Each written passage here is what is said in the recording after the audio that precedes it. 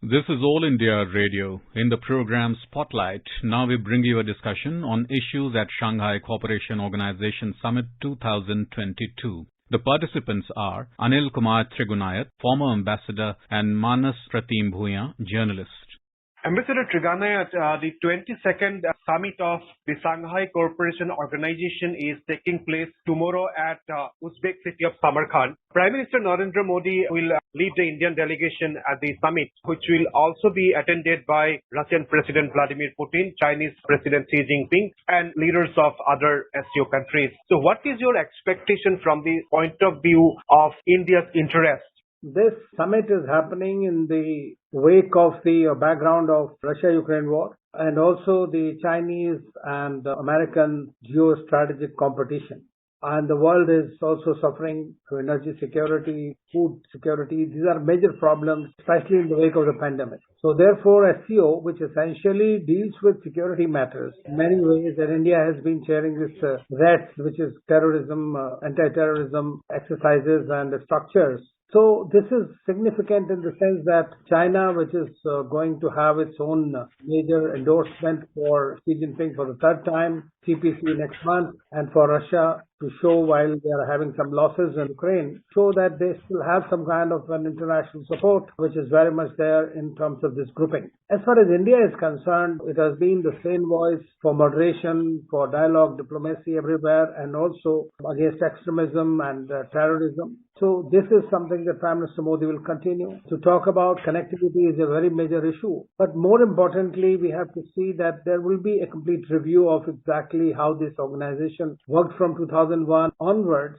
especially in the last few years. It will be the first opportunity when the leaders will be together once again. So far, there have been virtual meetings, whether in the BRICS or RIC or SCO context. So because of the pandemic. Secondly, the most important thing is that because India is going to take the baton next year, so henceforth the chairmanship of the SCO for next year will be passing on to us. So next year we will be hosting both G20 as well as the SCO summit, and hopefully in the SCO summit all the leaders, member countries will come. And also we have new member this time, Iran, which was admitted and will be fully participating. And what is happening in Afghanistan, that will be a very major concern because all the countries are involved in Afghanistan in one way or the other. And all of them have de facto recognized Taliban, if not the. Mr. Trigunayat, Prime Minister has issued a statement before departing for Samarkand. In the statement, he said that he was looking forward to exchanging views on topical, regional and international issues, including the expansion of SCO, on further deepening of multifaceted and mutually beneficial cooperation within the organization. So how do you see Prime Minister's departure statement? These are the key issues that have been discussed in the SCO, and rightly so that the Prime Minister today is talking about these issues will be with all his interlocutors. As I mentioned earlier, that there are international challenges at the moment which we are seeing as a result of the Russia-Ukraine war.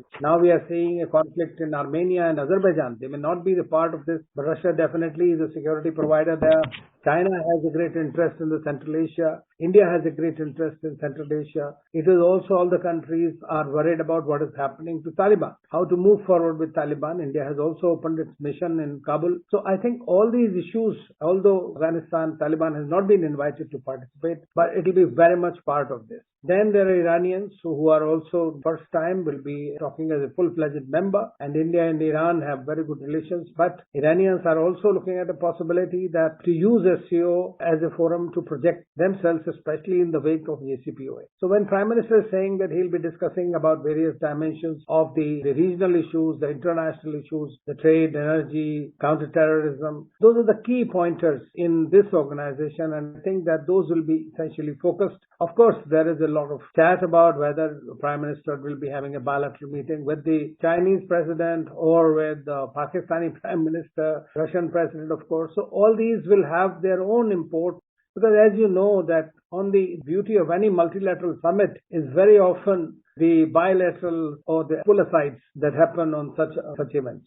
As you mentioned about the possibility of interaction between Prime Minister Modi and President Xi Jinping, do you expect a bilateral between Prime Minister Modi and President Xi Jinping? I think both the sides are pretty silent about it. I think that they wanted to see whether the 12th September work has been fully completed to the satisfaction of both sides and whether anything is going to come out further by talking. But I think that there will be a civility between the two leaders, and even if there is not a formal dialogue, which I think might happen, if there is no formal dialogue, they will definitely have the pleasantries exchanged between the two, because see, when two leaders, there are three major powers at the moment in the SCO, there's China, there's Russia, there's India, and all three of them have interacted in RIC format, in the BRICS format, in the G20 format, and again they'll be meeting in Indonesia, Bali for the G20, and most likely in India. So we are going to be the host next time, so I would not discount the fact that there might be a bilateral. Mr. Trigane, terrorism has been a very key focus area for India because we have been victim of cross-border terrorism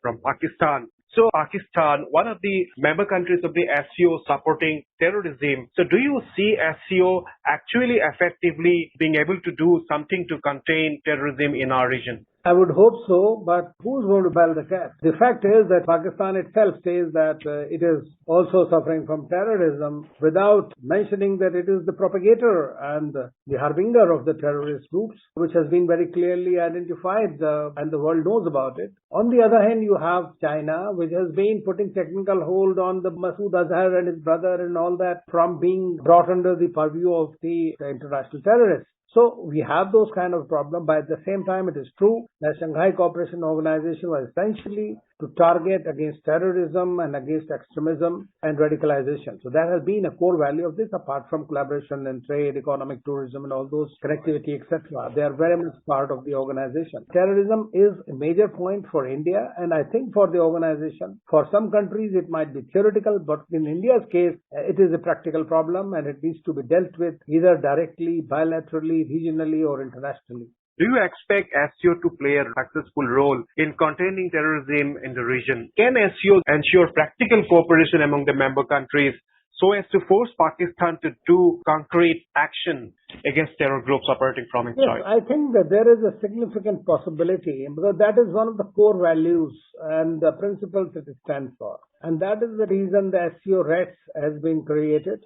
And India has been holding the charge of it in the last 1 year, and it has been holding exercises. There was an exhibition here, I think, in India, in which the Indian side displayed various kinds of methodologies, tools, techniques for combating terrorism. So there are practical cooperation that is now taking place among all the members, including Pakistan. And Pakistan is already under the lens of the FATF and under warning from various international organizations and countries for containing terrorism. So I think that it is possible to do so, but whether it can be done against India or whether they will learn to behave and stop this instrument of terrorism as a foreign policy remains to be seen. Do you expect any concrete practical outcome from the summit on expanding cooperation in ensuring energy security in SCO member countries, as well as, in fact, enhancing overall connectivity in the region to boost trade and commerce? I think that India will be flagging Chabahar Port and International North-South Transport Corridor as a major connectivity issues, and we have directly seen its benefit during the Russia-Ukraine war when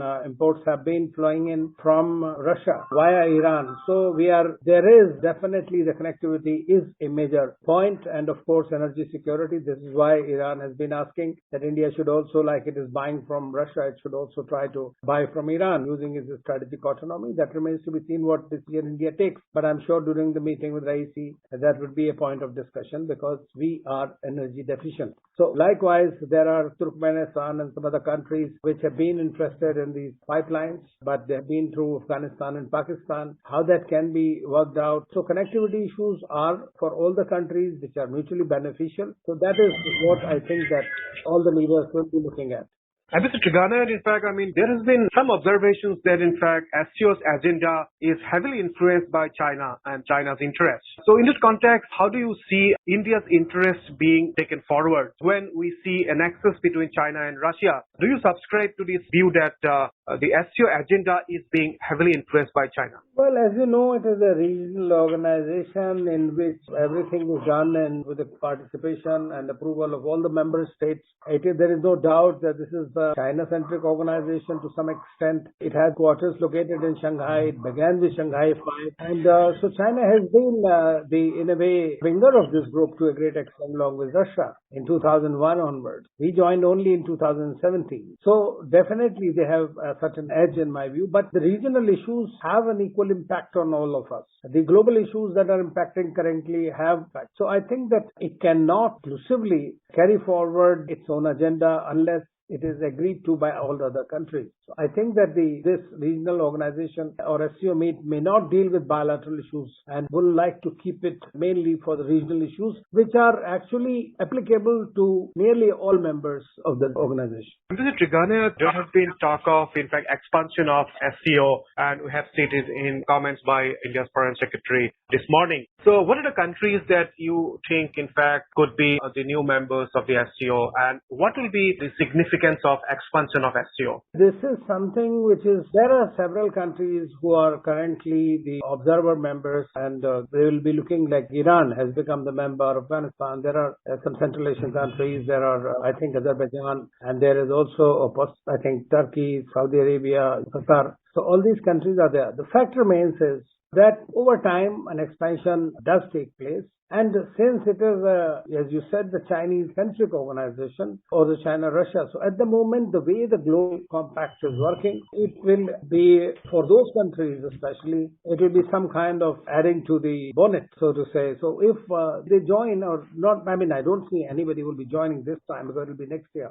So during India's presidency. So we have to see which countries actually are very, very sanguine about joining in the organization and how they are taken, because there are certain conditions that have to be complied with. For example, when India joined, it took us 14, 15 years of negotiations. Mr. Trigger, as you said, the summit is taking place at a time when we have witnessed geopolitical turmoil triggered largely by crisis in Ukraine as well as China's aggressive military behavior in the Taiwan Strait. So, what is your expectation from this summit? What are the key outcomes that we can look forward from the summit of the SCO in Samarkand? Well, of course, there will be a statement which will reiterate all the right pointers that have been going on for there. Global issues are still there. Terrorism is very much there. There will be greater focus on it. There will be greater focus on reducing the conflicts, or for that matter, unilateral interventions. And those are the kind of things that will be done. But you must see that also how the Russia plays out its cards, because that's also very important in this. But personally, I see that the situation is so fluid around the globe that the statements that will be coming out will eventually be only indicative rather than definite.